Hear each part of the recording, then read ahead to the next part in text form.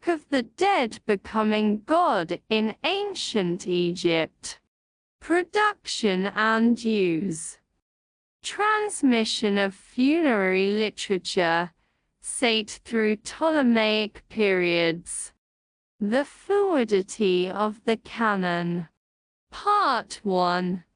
In reflecting on these different Theban traditions of the Book of the Dead from the pre-Ptolemaic and Ptolemaic eras, it is clear that the master scribes for most of the traditions did not accept the texts and illustrations as static and immutable. Rather, the texts for most spells underwent different phases of reworking and revision at the different workshops associated with the traditions with specific regard to the different types of revisions. The following offer a small selection of examples from an otherwise immense corpus. The desire to improve the sense of a passage is a common theme for many revisions. In a passage from BD1, the text in SAITE and most Theban traditions reads, "I am with Horus this day of covering the crushed one, and of opening the cavern in order to wash the heart of the weary-hearted one."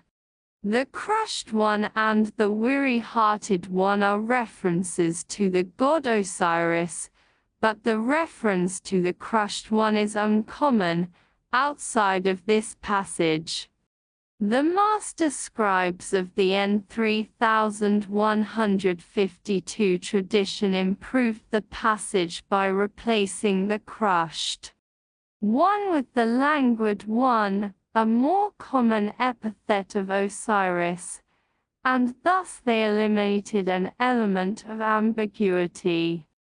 Another passage from BD1 found in documents from the SAITE, the M10086, and N3152 traditions reads, "I am one among these gods born of Nut, who slaughter the enemies of Re and who imprison the rebels on his behalf." The problem here is that the entire paragraph concerns the justification of the god Osiris, not Re. This was perceptively observed by the master scribes of the N3079 and N3089 traditions, who revised the passage to, "who slaughter the enemies of Osiris." Interestingly, we find almost the converse of this in a passage from BD19, where documents from the SAITE, the M10086, and N3152 traditions typically read Osiris overthrows his enemies, so says the deceased, but pre-Ptolemaic master scribes recognized that the entire paragraph concerned what a variety of individual deities did on behalf of the deceased, and accordingly these scribes reworked the passage by including Re among these deities, asserting that it is Re who overthrows the enemies of the deceased.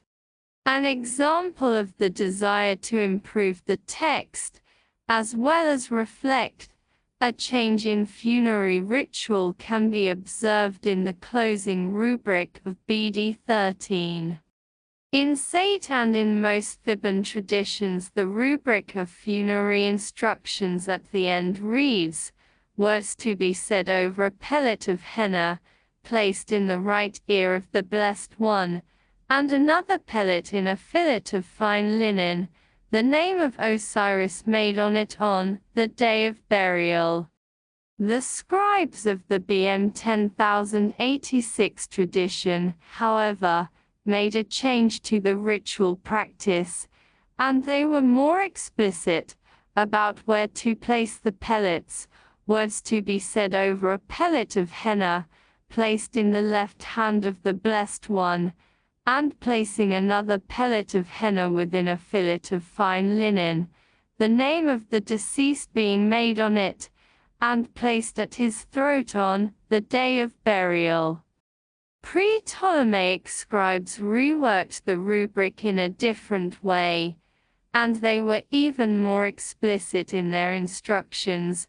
Words to be said over a pellet of henna, placed in the right ear of the Blessed One, and placing another pellet of henna at the left hand of the Blessed One, and placing a fillet of fine linen over him, the name of the deceased made on it on the day of burial.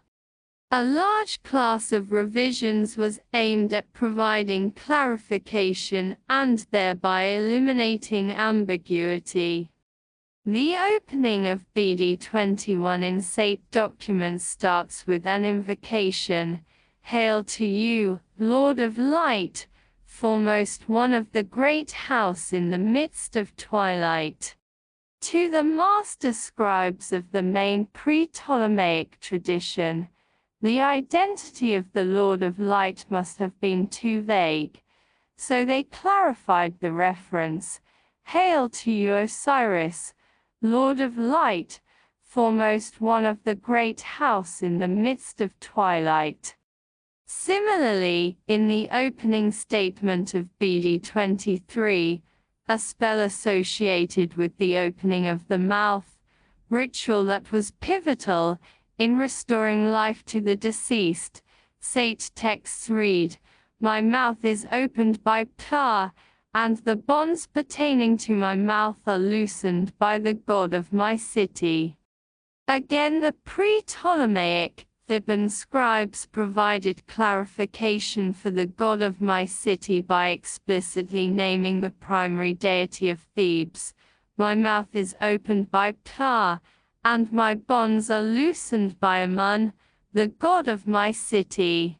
This wording was then reworked by the master scribes of the Ryerson tradition to include elements from both the SAITE and pre-Ptolemaic traditions. "My mouth is opened by Ptah, and the bonds of my mouth are loosened by Amun, the God of my city."